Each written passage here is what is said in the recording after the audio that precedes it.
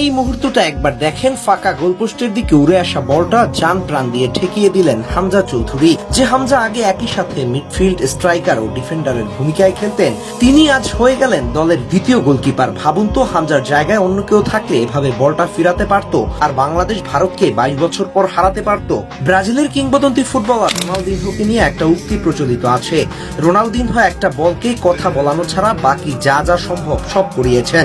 আমরা বলতে পারি আমাদের হামজা ফুটবলকে কথা বলানো ছাড়া আর যা যা সম্ভব সব করিয়েছেন। কয়েকটি স্টাইলে গোল করেছেন, অ্যাসিস্ট করেছেন, প্লেমেক করেছেন, লং বল পাস দিয়েছেন, প্রতিপক্ষের উপর ঝাঁপিয়ে পড়ে বল ছিনিয়ে নিয়েছেন, ক্লিয়ার করেছেন।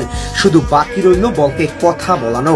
যে ভারতের বিপক্ষে আমরা শেষ 22টা বছর ধরে জিতি না, সে ভারত শেষ 2 ম্যাচ আমাদের সাথে পেরে উঠে নাই। কারণ 22 বছর ধরে আমাদের হামজা ছিল না, এখন আমাদের হামজা আছে। গতকাল ভারত অনেকবার চেষ্টা করেছিল ম্যাচটা ড্র করার, কিন্তু ওই এক জায়গাতেই আটকে যায় তারা। গতকালের ম্যাচে ভারত গোলের খুব নিকটে পৌঁছে গিয়েছিল, মিতুল তার পজিশন থেকে সামনে চলে আসায় গোল পোস্ট খালি হয়ে পড়েছিল। বিষয়টি লক্ষ্য করেই গোলের নিচে অবস্থান নেন হামজা। তখনই ভারত থেকে আসে জোরালো একটা শট। দূর থেকে আসা শটটি যেখানে নিশ্চিত গোল হতো, সেখানে হেড দিয়ে বাইরে পাঠিয়ে দেন হামজা। এরপর মিতুল তার ভুলটা বুঝতে পারেন, হামজা এসে তাকে সান্ত্বনা দেয় বিষয়টা এড়িয়ে যাওয়ার জন্য আর সচেতন থাকার। তখন থেকেই সচেতন হয়ে ওঠে মিতুল। এরপর দেখছেনই শেষ 20 মিনিটে কিভাবে শটগুলো বুদ্ধিদীপ্তের সাথে ঠেকায় মিতুল মার্মা। সে সাথে প্রতিবার ব্যথা পাওয়ার নাম করে সময় নষ্ট করার বিষয়টাও ছিল বুদ্ধিমানের কাজ। খেলার বাইরেও জেতার জন্য সব ছোটখাটো ট্রিক ফলো করতে হয়।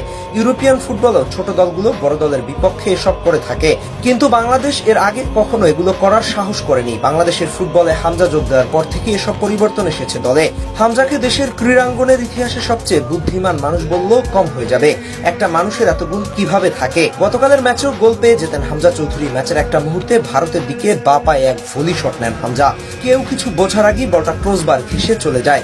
যদি বলটা আরেকটু ভেতর দিয়ে যেত, তাহলে গতকালও গোল পেতেন হামজা, আর সেটা হতো বা পায়ের ভলির গোল। এর আগে ফ্রি কিক, হেড, বাইসাইকেল, প্যানেনকা সব ধরনের গোলই করেছেন হামজা। হামজা চৌধুরী দেশের জন্য একটা ব্লেসিং। শুধু ইউরোপ থেকে এসে কয়েক মাসেই এই দলটার মানসিকতাই বদলে দিলেন তিনি। বাংলাদেশের ফুটবল এখন পার্শ্ববর্তী দেশগুলোতেও আলোচনা হয়। ভারত তো রীতিমতো পাগল প্রায় অবস্থায়। হামজা চৌধুরীর গতকালের ওই ব্লকটার কল্যাণেই 2025 সালটা জয় দিয়ে শেষ করলো বাংলাদেশ।